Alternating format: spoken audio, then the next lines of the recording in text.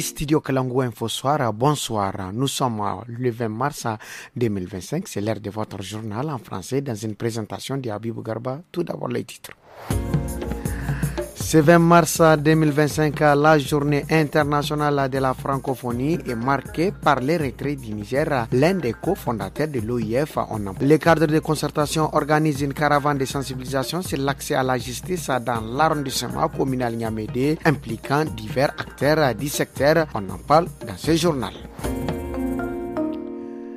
Et je le disais, ce 20 mars 2025, la journée internationale de la francophonie est célébrée à travers le monde.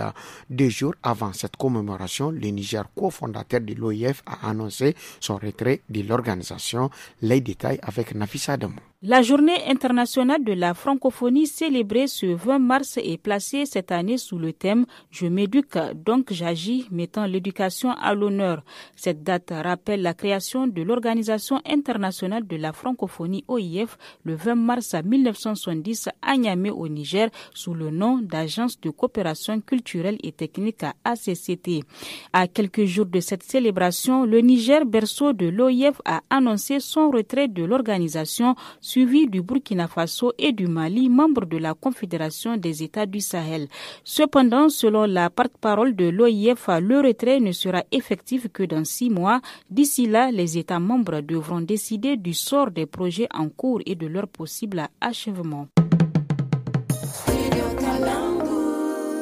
L'armée nigérienne a annoncé dans son bulletin d'information d'hier mercredi avoir neutralisé au moins 45 assaillants présumés membres de l'État islamique dans le Grand Sahara. C'était lors des raids aéroterrestres menés le 15 mars sur le site aurifère de Kiral dans la région de Tillabéri avec l'appui de l'armée burkinabé. Selon le bilan officiel, 9 soldats nigériens ont perdu la vie et 7 autres ont été blessés. Une caravane de sensibilisation sur l'accès à la justice s'est tenue ce matin dans l'arrondissement communal Niamédé. Cette initiative est portée par le cadre de concertation avec pour objectif d'informer et d'accompagner les populations dans la compréhension de leurs droits et les recours judiciaires. Les précisions avec Oumar Ide Isaka, l'administrateur délégué arrondissement Niamédé, au micro de Aboubakar Sandanakale.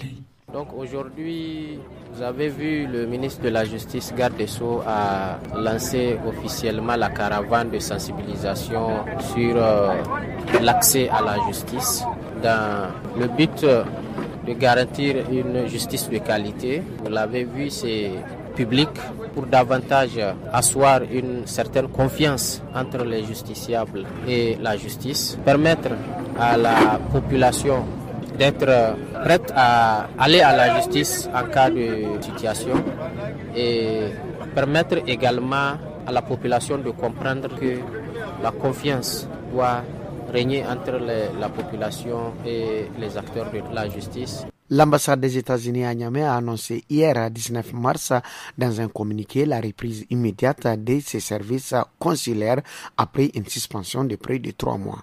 Le traitement des visas et les services aux citoyens américains sont désormais accessibles. Dans le même communiqué, l'ambassade réaffirme l'engagement des États-Unis à faciliter les voyages légaux et à renforcer les relations bilatérales. Partons dans la commune rurale de Tagaza, région de Tillabéri, où plusieurs producteurs ont perdu une partie de leur culture à la suite de la pénurie de carburant survenue ces dernières semaines. Seydi Abdouvenditan, notre correspondant, a recueilli des témoignages des jardiniers touchés par cette situation. On les écoute. La pénurie d'essence nous a causé beaucoup de dommages. Si les cultures ne sont pas arrosées pendant un jour, on peut les perdre. Nous pouvons faire 1 jour, voire 2 jours sans avoir de l'essence. J'ai du chou, j'ai aussi de la tomate qui ne résiste pas face au manque d'eau. J'ai perdu 40 planches. Certaines n'ont pas été arrosées pendant 4 voire 5 jours. L'appel que nous lançons aux autorités, c'est de régler le problème d'approvisionnement en carburant.